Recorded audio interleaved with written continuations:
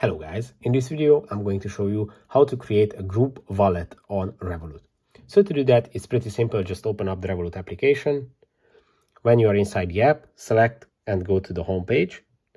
On the home page, select more. When this menu shows up, click on the add new account. Then select pockets.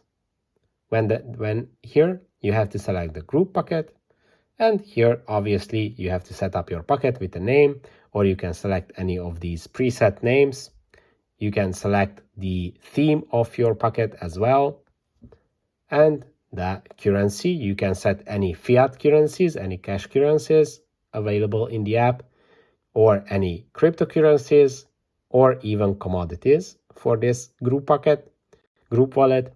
And then tap on generate to create your group wallet. And obviously, after that, you can add your members, your friends to this wallet. If this video was helpful for you, please send a super thanks donation.